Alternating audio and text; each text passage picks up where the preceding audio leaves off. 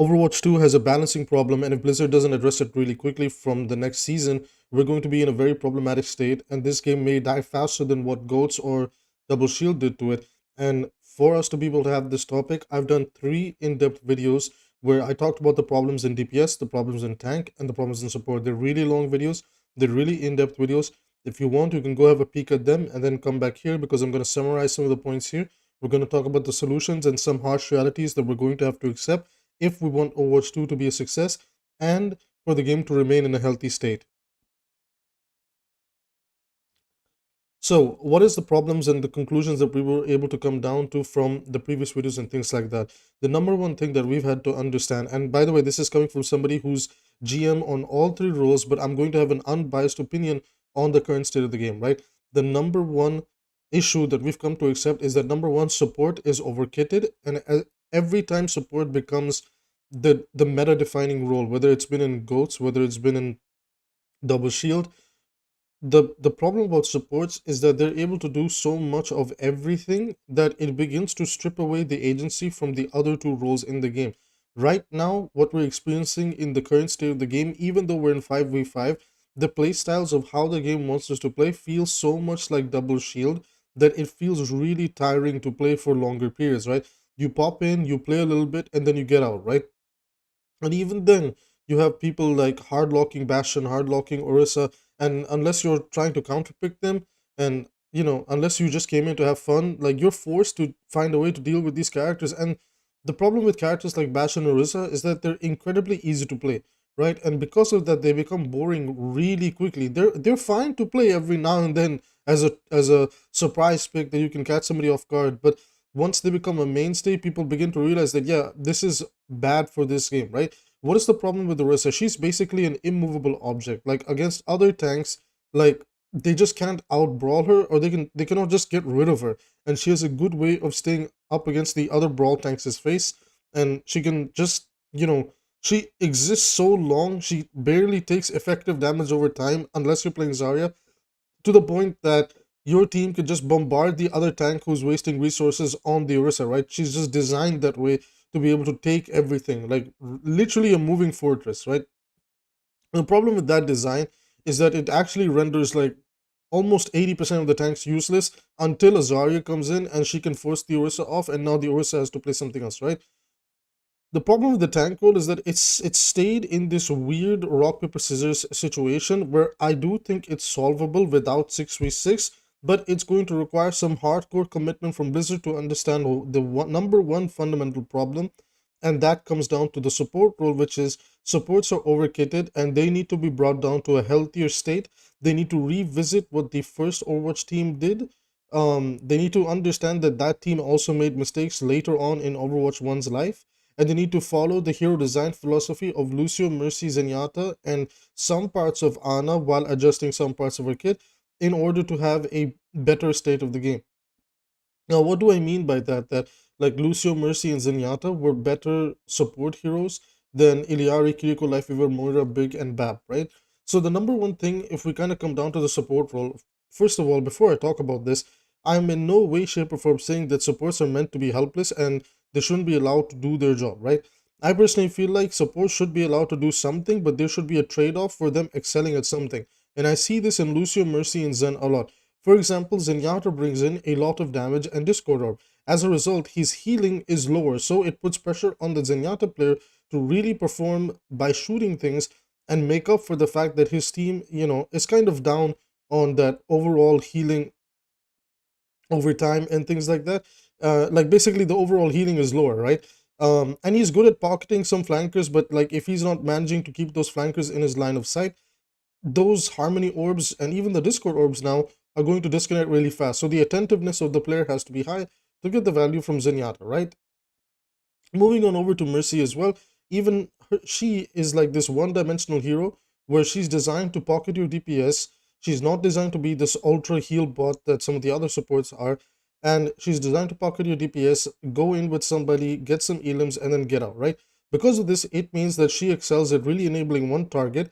Of course, you can divide the resources and be a team healer if you want, even though that's not the best playstyle. Some games will call for it, but Mercy's strength comes from the fact that she has amazing movement. If you're good at mastering her movement tech, if you're good at understanding how to fly around with her, you're going to do really well with her, right?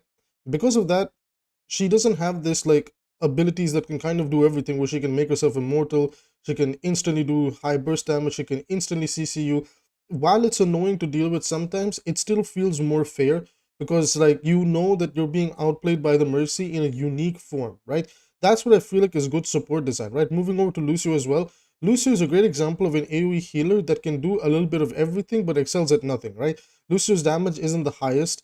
It's like all right, it's decent enough. You can follow up on somebody else. You can, if you're good with wall movement and things like that, you can land some headshots here and there, go in, secure kill, get out. Although the Reddit playstyle gets punished more often than not.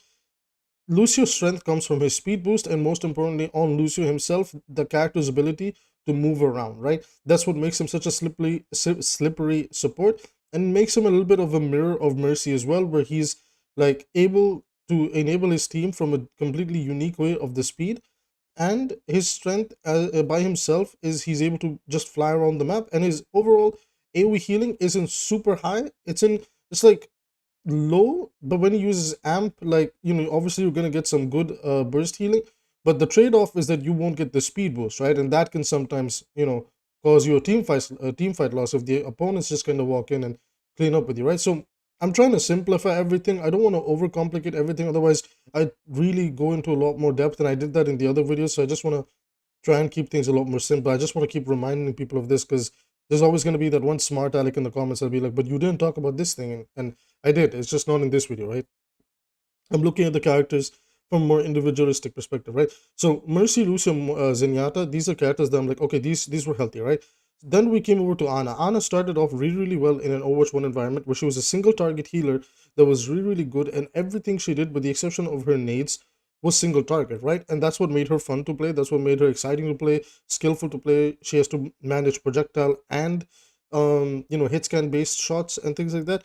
It makes it interesting and fun to play. You kind of circle around and you realize that, okay, in the 5v5 environment, the major problems with Ana was how easy it is to use sleep darts into tanks. They found a way to deal with that somewhat. And then the number two is anti-nade is very powerful. In my opinion, the only suggestion I would suggest for Ana is her anti-nade shouldn't shut down healing completely, rather reduce it by 80, 85, 90, 95%. Do not shut down the healing, let it stay online, and see how that works. You're still going to get that major benefit that the team fight is in your favor, but it allows the enemy team to kind of react. And most importantly, this is to help tanks that kind of get overwhelmed by just instantly getting anti. Like if you're playing Junker Queen, there's nothing you can do about getting antied every fight and the enemy tank just walks into you, right? So we want to try to allow a little bit more counterplay and things like that.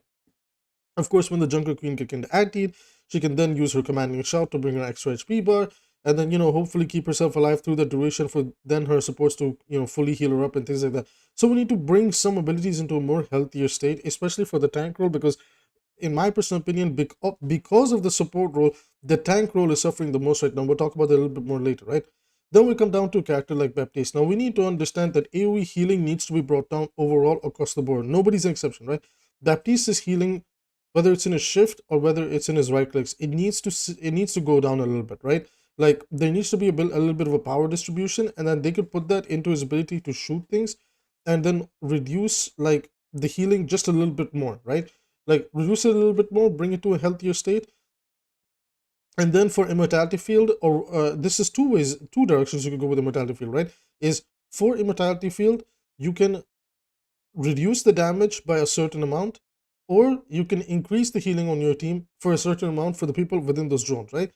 Currently, the concept of immortality is just too broken, and especially like they did buff it a little bit to, I think, where it has a longer duration and things like that.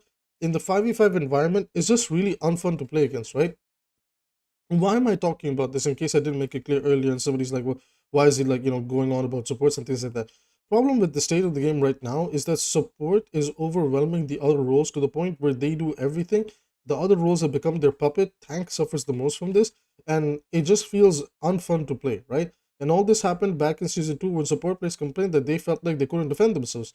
So if we understand the support player argument is that, well, I can't fight back, we can understand that that basically means that most support players, not all of them, They want to have power in their hands to turn the game around. That is fine. Let's put that in the shooty part of the game, right? Instead of trying to give supports all these abilities that say that, okay, press this, you're immortal. Press this, you get out of jail free. Press this, you can do whatever you want. Press this, your entire team gets 100,000 HP in the fraction of a second, right? Instead of promoting gameplay like that, let's promote the idea that, okay, well, why don't you try to outplay the other person, right? 𝐒𝐿𝐼 is a great support, but they missed the mark with her just a little bit, right? Is that the healing pylon is again another thing that does the job for you, right? I feel like they can figure out 𝐒𝐿𝐼. She's probably the easiest support to figure out compared to the rest of them, because they seriously need to figure out the state with support, right? Overall healing needs to go down, and we need to not go into damage creep. You guys are like, well, don't reduce healing because damage is high. Yeah, exactly. The problem is that damage has gone up over time because healing has been strong, right? Like, there's no reason for them to buff damage if healing wasn't that damn high, right? If you look at the state of like what happened these past few patches too, Junker Queen got the Jagged Blade damage increase. Like, we saw Bastion get a bit like a big buff here and there. You know, we saw some other things here and there. Like, Mei got a like basically like a buff to her damage as well, and things like that. We're seeing it happen here and there. And if we don't understand that, well, instead of buffing everything to the point where they can actually break through this healing, we should instead look at the healing. We're going to end up in a state where the game just feels even more unfun to play, and it's going to again impact the tank role the worst. Tank role will be the ones taking the high damage, the high healing, so it's either they get blown up or they don't die at all, right? It just feels like, well, who runs out of resources first? And honestly, we don't even need to get to that point. We are at that point now, right? They did nerf Bastion again somewhat in a hotfix today, but it doesn't solve the problem, right?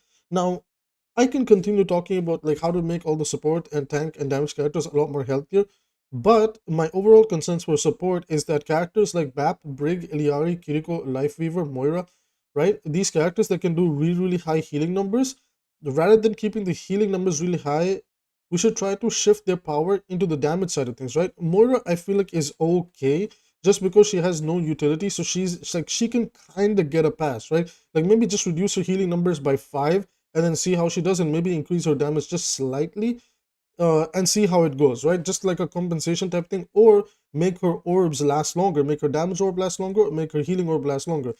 The argument for Moira is that she basically doesn't have utility, so it is what it is, right? Kiriko can get like a faster fire rate on her papers, but she can see a significant healing reduction. So while she'll be able to out heal certain situations and things like that, more power for that Kiriko player will be in the DPS support fantasy that they were trying to promote with her when she came out, right? Because that's exactly what 𝐒𝐿𝐼 is right now. Like what they want for their new support heroes is what like the 𝐒𝐿𝐼 and Kiriko Zenyatta playstyle of being a DPS support while also enabling your team here and there through unique, like, you know, gameplay changing elements like Kitsune Rush or the Rising Sun explosion thing that 𝐒𝐿𝐼 does, right? Now, going over to Lifeweaver is a very interesting type of character because he's basically a pure heal bot, right? His damage and everything kind of sucks because his animations are really clunky and they suck. So, like, it's a really situational when you damage with him. In my personal opinion, you should have pure healers in the game. Characters like Moira and Lifeweaver that typically, like, their value actually comes in and from them healing a lot. We should allow these characters to thrive in a lower elo environment. But if within that environment people learn characters like Ana, Bab, Brig, 𝐒𝐿𝐼, Kiriko, where their skill expression allows them to outplay these, like, you know, the Lifeweavers and the Moiras, then the game will feel a lot healthier for the support role, right? And this problem is a lot more prevalent in the damage role, where the damage role, all the easy characters get so much more value than the harder to play characters. Like, why would you put yourself through the effort of learning how to play a hit scan properly, understanding how to position well, understanding how to take off angles and things like that, when you could just lock Bastion, hide behind your tank, and mow down the other tank, and then your tank goes in and wins the game, right? It's really bad gameplay design to promote characters like Bastion, right? And I see this fundamental problem not just in Bastion, but it's there in Junkrat, it's there in Mei, it's there in Torbjorn, Symmetra, and Sombra, right? The problem with these characters is when they become prevalent. We saw it with the Junkrat meta back in like season 2 or 3, I believe, where the problem with them is like the skill to reward the, like, what you need to do to execute that character is so easy that it's incredibly frustrating for the other person because they know that all you did was walk up, tap 2 buttons, delete them, and move on with your life, right? And it becomes harder for other characters to deal with that, because that character ends up outpacing them. Like Torbjorn got a massive fire rate buff that just deletes characters from the game, right? Like he just like insta shoots so much lava where it's like, how do you even respond to that? Especially when you're playing tank. I've personally felt it a lot. It's like, because I was, for like 6 years, you're used to Torbjorn with one fire rate. So like, okay, I can take this one hit and then I can go for the next one, right? You take this one hit, you take the second hit, you take the third hit so quickly that you're like, oh shit, I need to slow down even more now. And that's not good gameplay design. Pair that with the fact that Torb comes with a turret that kind of does so much for you if you know what you're doing with it and how to place it. It makes the game feel bad. Like shooter games have always been about skill expression. That's what they've always been about. Whether you go to Fortnite, whether you go to Apex, whether you go to Valorant or Call of Duty, right? From on in the core gameplay design, while there might be some funny abilities here and there, right? At the end of the day, they still tell you, here's your gun, go and shoot, right? Overwatch is not always all about that, and not all their characters are going to be about that, and that's okay, right? But what we cannot allow is when those characters begin to take over the game, that's when we're in a problem, right? That's when we're in the problem, when Sombras, Symmetras, Torbjorns, Maze, Junkrats, and Bastions, like when these characters start to become more and more relevant, and all of them that I've mentioned are somewhat relevant right now, we're in a bit of trouble, right? Like, essentially, the harsh reality pill that we have to accept is that the damage roll should always be balanced around these characters, right? Like, from the hit scans, you want Ashe, Cassidy, Soldier 76, Sojourn, even though she's a hybrid, in a good spot, right? Widowmaker is a bit of a problem in 5v5, so we can kind of just let her be like a specialist pick, right? And then from the flex DPS side of things, you want Echo, Pharah, Genji, Tracer, Reaper, and Hanzo to be the ones that are like, okay, if they're prevalent, if they're present in the game, that's good because they require at least some form of a skill to execute them properly, and they can be punished. Those characters feel like you can actually punish them, right? And they don't strip your ability from playing the game, right? Characters like Mei, Torb, Sombra, and Bastion, this is more prevalent against tanks, right? Like when these characters look in the direction of a tank, they basically say, well, try playing the game and I'm going to punish you, right? And obviously tank players don't like that, right? Then we come down to the tank role side of things, right? If we're going to stay in the 5v5 format and not go back to 6v6, one thing we have to understand is that counter picking will always be a thing. Is it a good thing? Sometimes. Is it like a bad thing in the long term? Of course, right? We need to figure out the counter picking type problem, whatever, in the future. However, there's one thing we need to understand is, again, easy to play characters that just kind of do everything for you should never be allowed to be viable. We see this with Roadhog. Yeah, he's not that hard to play, guys. Like forever the Roadhog copium people out there, like he was really easy to play. Like he's really easy to climb with back when he's relevant, and it doesn't require that much skill. Okay, Orisa is another problem of this as well, right? Orisa also, like, you just need to build that muscle memory with cycling her cooldowns, and she takes over the game, and she just outpaces other tanks. 1 second, I'm gonna drink my coffee. So in conclusion, what are we trying to talk about, right? Again, while this video has been drawn out and everything, and I've tried to discuss some of my balance changes, and I can talk about everything in a more in-depth style, I might save that for another video because I did kind of talk about this in the 3 videos I did before this, where I talked about the problems with damage, support, and tank. Inherently, the problem that I'm seeing right now is that sustain-based abilities and AoE healing is out of control, right? And because of it, damage feels like they cannot kill anything, and tank begins to feel like they can't actually do their job of taking space, applying pressure, and all these other things, right? So these two roles begins to feel like they're in an awkward spot, right? And because of it, it makes supports feel like that, okay, I'm using these 3 people in front of me as my puppets. I can do whatever I want, right? Like I can never make a mistake because I'm a support player. I can heal, I can damage, I can enable, I can disable. Like it begins to put so much more stress in the support player's hands that, okay, well then you should do everything, right? Like we're just here existing, right? And that's not good gameplay design, right? I think support should always be like enabling somebody first and then something else later. And now it just kind of feels like, okay, well, I get to do whatever I want first, and then if I feel like I should enable you, I might consider it, right?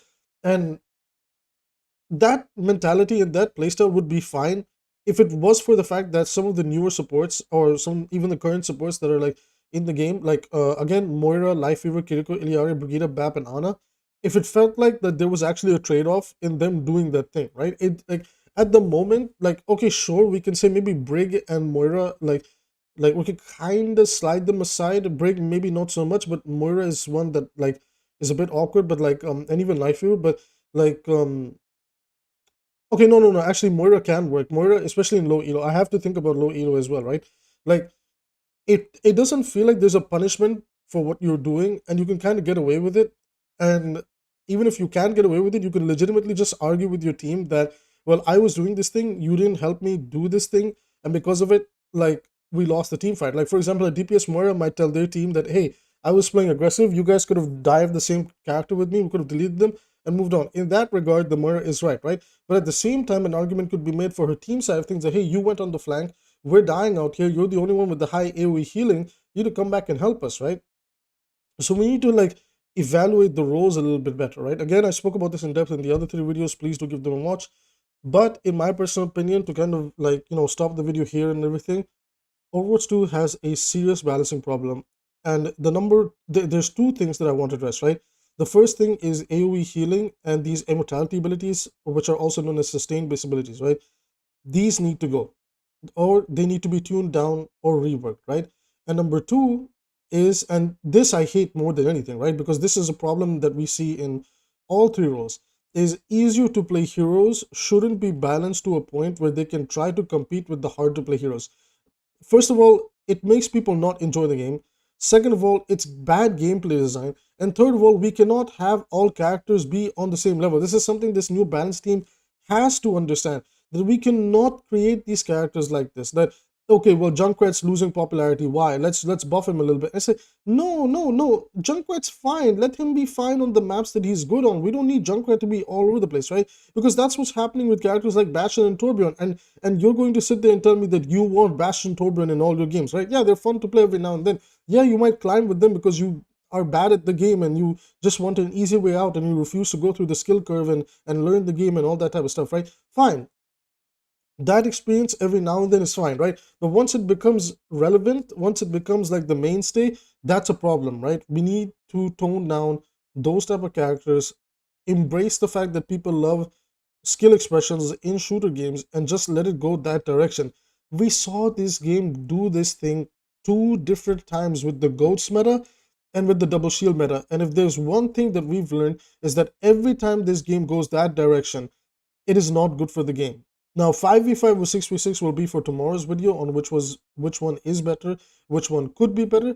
But in my personal opinion, 5v5 is still fixable. It just requires the balance team to put their foot down and make support players understand that you cannot do everything.